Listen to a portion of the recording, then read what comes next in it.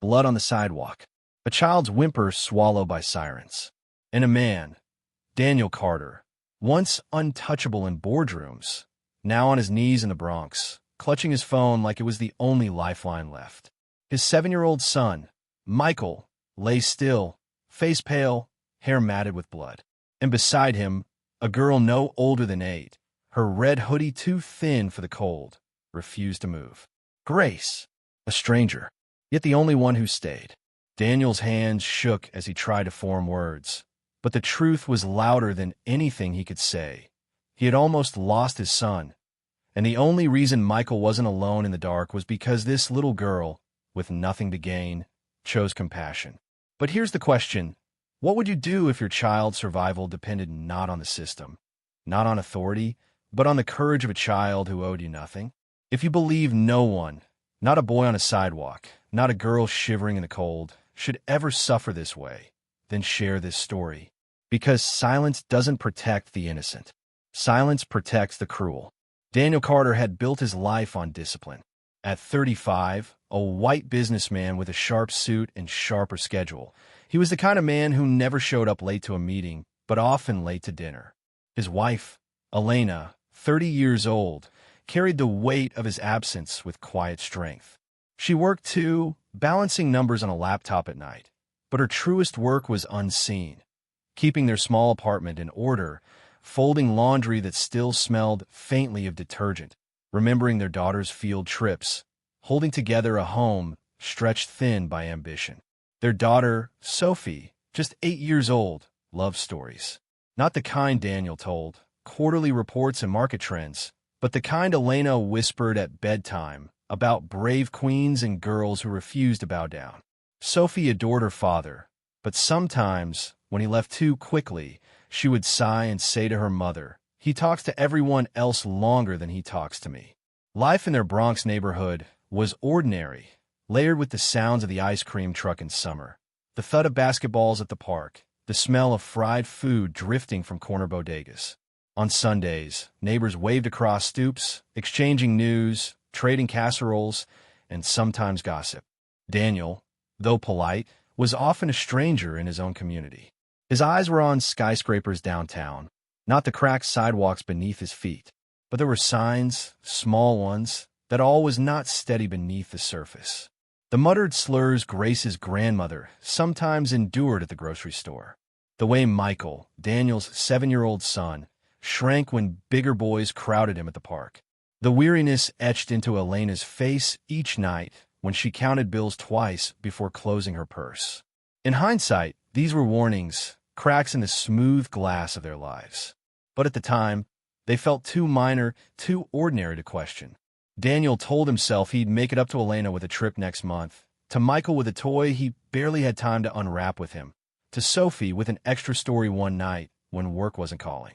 The family photos on their wall told a story of smiles and vacations, of birthdays with candles glowing. But behind each frame was another truth. The children learning patience too young, a wife swallowing loneliness, a man convincing himself that success was sacrifice. And yet they loved fiercely. Elena still brewed Daniel's coffee just the way he liked it, strong and without sugar. Michael still looked for his father's face in the crowd at school pickup. Sophie still ran to the door when she heard his keys. Their life was not broken. It was fragile, glass in sunlight, dazzling but ready to shatter with the wrong touch.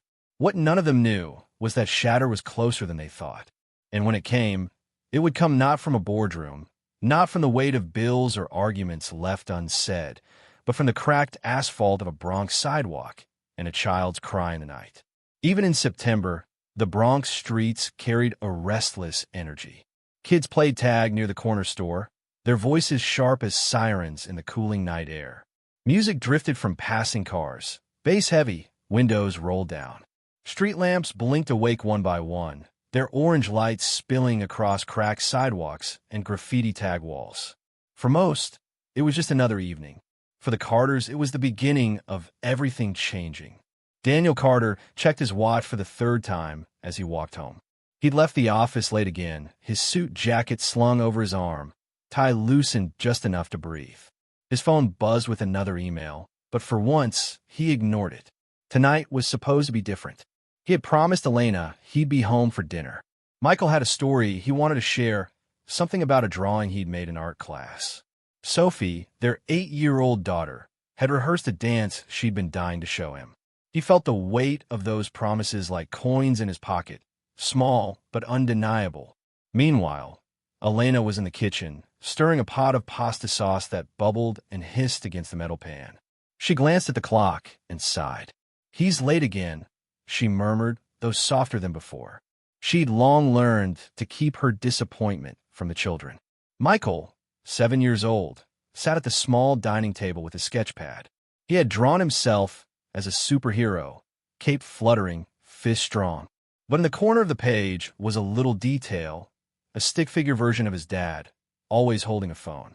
Grace, the neighbor's daughter, 7 as well, a black girl with big brown eyes and curly hair tied into 2 ponytails, had wandered in earlier, as she often did. Her grandmother lived in the building next door, but Grace spent most afternoons at the Carters. Elena welcomed her like family. Grace was bold in ways Michael wasn't. She spoke up, defended her friends at school, and once even marched up to the landlord to complain about a broken swing in the park. Tonight, Grace sat cross-legged on the floor, helping Sophie with her doll's hair. "If you braid it like this," she explained, her fingers quick and sure, "it won't tangle." Sophie giggled. "You're better at this than me." "Of course," Grace said proudly. "I'm going to be a stylist someday. Or a lawyer. Or maybe both." Elena smiled at their chatter. But beneath the warmth of the room, a quiet unease pressed at her chest. The Bronx could change in a heartbeat. She knew this. Too many times she'd seen sirens outside their building. Too many times she'd told her children to stay away from certain corners after dark. Tonight, that feeling was sharper, though she couldn't say why. Outside, Daniel had just turned onto their street when his phone rang again. He nearly didn't answer, but habit won. He lifted it to his ear, muttering, "This better be quick." What he didn't notice, at least not right away, was the group of older boys further down the block. Teenagers, their laughter loud, edges sharpened with something less than playful. Michael had slipped outside with his sketch pad, determined to show his dad the drawing the second he arrived. Grace had followed. She always followed, protective, even at 7 years old. "Michael," Grace whispered as they stood near the corner. "Your mom said not to wait outside at night." "Just for a minute," Michael said, hugging his sketch pad to his chest. "I want to be the first thing he sees." The boys noticed them. One snickered, elbowing the other. "Hey, what's this? Little superheroes out past bedtime." Michael froze. Grace stepped forward, small but steady. "Leave us alone," she said firmly. The tallest boy grinned.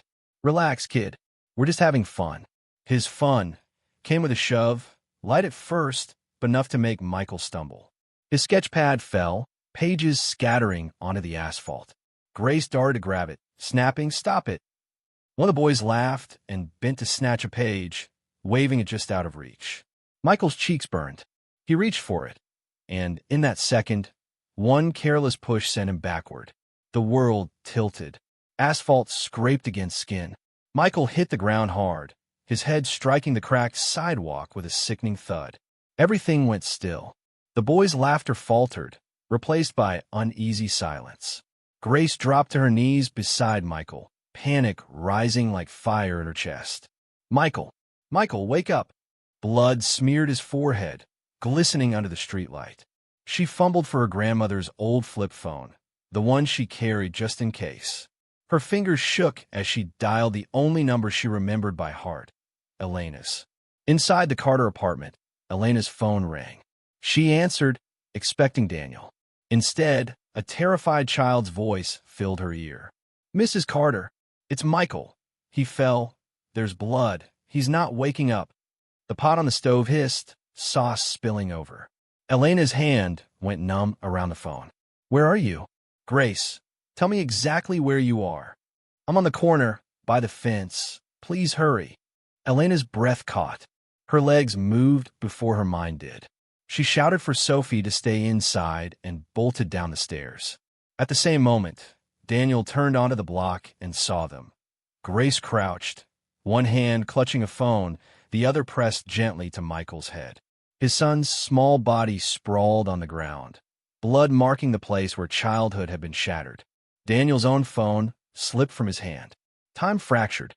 The sound of police sirens blurred with his pounding heartbeat.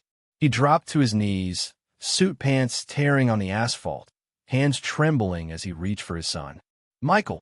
His voice cracked, raw and broken. "Michael, stay with me."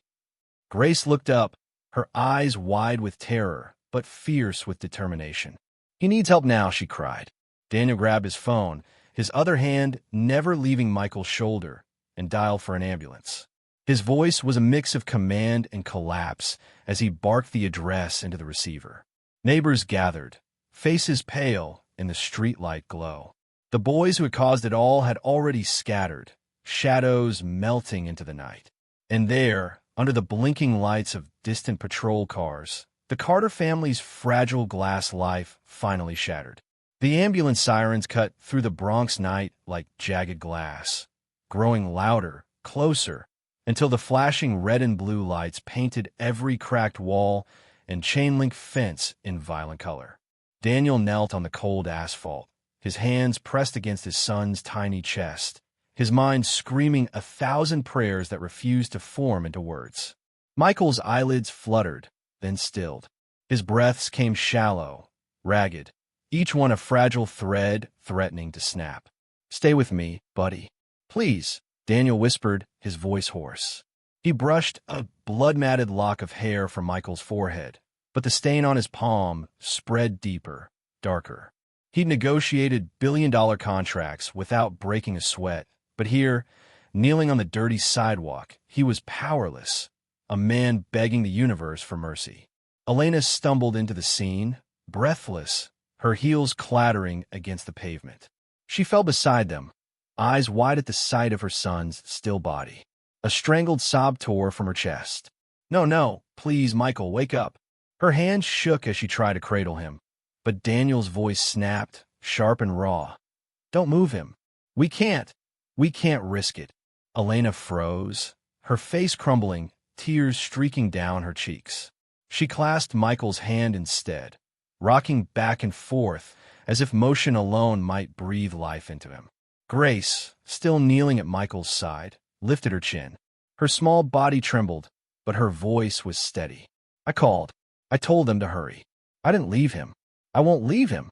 The words landed heavier than any adults could have. A 7-year-old, holding the line between life and death with nothing but courage. The crowd thickened. Neighbors, strangers, eyes wide with shock and pity. Phones glowed, recording, broadcasting tragedy in real time. But Daniel only heard the pounding of his own heart, the rasp of his son's breaths, the shrill wail of sirens nearing. Then silence. For one unbearable second, Michael stopped breathing. Daniel's world collapsed inward. A roaring filled his ears, louder than any siren. His vision blurred, black spots threatening to swallow everything. He pressed his ear to his son's chest. Nothing. "No!" Daniel's scream shattered the night. He dropped his phone, hands shaking violently as he began chest compressions. 1, 2, 3, breathe, Michael, breathe. His voice cracked on every number, desperation bleeding into the count. Elena clutched Grace, sobbing uncontrollably. The little girl buried her face in Elena's shoulder but refused to move away. She reached back, gripping Michael's hand tightly. "Please, God, please don't take him," she whispered. The ambulance screeched to a halt. EMTs poured out, equipment in hand, their calm efficiency slicing through the chaos. One knelt beside Daniel, gently but firmly pushing him back. "Sir, let us." Daniel stumbled, his body trembling, but he couldn't look away. Elena clung to him, her sobs muffled against his chest as they watched strangers fight for their son's life. "Clear." The EMT's voice rang out, followed by the crackle of a defibrillator. Michael's small body jolted. Nothing. Again. The jolt, the silence, the unbearable weight. Then a cough. A ragged, broken cough, but a sound of life. Michael's chest rose, shallow but certain. Elena collapsed to her knees, hands clasped in prayer. Daniel's body sagged with relief, so sharp it felt like pain. He pressed his forehead to the asphalt, tears spilling freely for the first time in years. Grace let out a small cry, half sob, half laugh. She had never looked more exhausted or more unbreakable. As the EMTs loaded Michael onto the stretcher, one of them looked at Daniel and Elena. He's not out of danger, but he's breathing. That little girl kept him alive long enough for us to get here. She saved his life. All eyes turned to Grace. She blinked up at them, still clutching her cracked flip phone. Her small shoulders straightened. I told you I wouldn't leave him. And in that moment, under the flashing lights, with Michael's blood still staining their hands, Daniel and Elena understood. This wasn't just about their son's fight for survival. This was about a little black girl who refused to let the world look away. The system might fail. The city might turn its back. But Grace, 7 years old, brave beyond measure, stood her ground when no one else did. And that truth broke them more than any injury ever could. The hospital waiting room smelled of antiseptic and burnt coffee. Its fluorescent lights hummed, washing every face in a pale, sickly glow. Daniel sat hunched forward, elbows on his knees, his suit jacket stained with Michael's dried blood. His hands wouldn't stop trembling. No matter how tightly he laced his fingers together, the tremor shook through him. Beside him, Elena sat rigid, a tissue shredded between her fists. Her makeup had run in black rivers down her cheeks, but her eyes were dry now, emptied of tears, emptied of strength. Every so often, she glanced toward the double doors at the end of the hall, hoping, praying, dreading. And then there was Grace, curled up in a plastic chair 2 seats away, her red hoodie bunched around her shoulders, her tiny body swallowed by the fabric. She hadn't left, not when the ambulance pulled away, not when the nurses tried to reassure her that she could go home. She simply shook her head, whispering, "I promised I'd stay." Daniel studied her now. She looked so small, her sneaker laces frayed, her jeans ripped not by fashion but by wear. She should have been in bed hours ago, warm under blankets, not shivering under hospital air conditioning. But she stayed, because she couldn't leave Michael. Finally, a doctor emerged. The world held its breath with Daniel. He shot to his feet, his voice breaking. "My son? Is he?" The doctor removed his mask, his tired eyes soft. "He's stable. The head injury was severe, but he's breathing on his own. We'll monitor him closely, but—" He paused, letting out a small sigh. "He's a fighter. Your son's going to make it."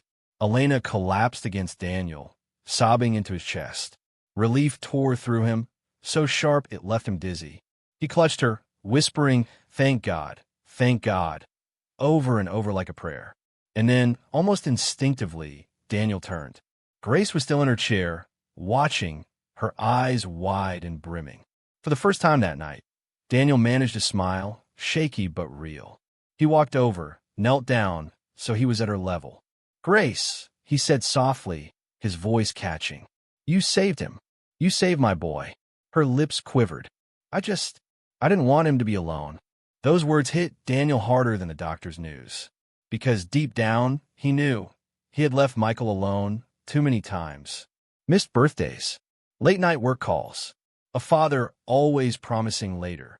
But Grace, a child who had nothing, gave his son what he himself had failed to. Presence. Daniel swallowed the lump in his throat. He shrugged off his coat and draped it gently around her shoulders. "No child should ever have to carry that kind of bravery," he whispered. "But you did, and I'll never forget it." Elena came closer, kneeling too, her eyes shining. She brushed Grace's hair back tenderly, the way only a mother could. "Your family now," she said simply. "Do you hear me? You'll never be alone either." Grace's small body shook with quiet sobs. For the first time all night, she allowed herself to lean into someone, to rest her weary head on Elena's shoulder. In that sterile hospital corridor, something shifted. It wasn't just about survival anymore. It was about connection, raw, unplanned, undeserved but real. A businessman who had measured worth in contracts and deals, a woman who had measured life in endless duties, and a little girl who had nothing but her courage, their lives braided together by blood, fear, and kindness. When Michael finally opened his eyes hours later, blinking weakly at the hospital lights, The first hand he felt wasn't Daniel's or Elena's. It was Grace's, small and steady, holding his as if she'd been guarding him all along. And in that moment, Daniel understood. The world had shown him its cruelty, but it had also revealed its grace. Literally. This wasn't just one family story. It was a reminder of a bigger truth, that sometimes justice, kindness, and courage don't come from those in power, but from the smallest voices, the ones we often overlook. So I'll leave you with this question. If you had been there on that Bronx sidewalk, would you have walked past or knelt beside a bleeding boy and refused to leave him alone? Because in the end, silence protects no one. And standing up, even when you're small, even when you're scared, can change the course of a life. If you believe no child should suffer this way, share this story. Talk about it. Because Grace may have saved one boy's life tonight, but her courage can save countless more if we don't let her voice go unheard.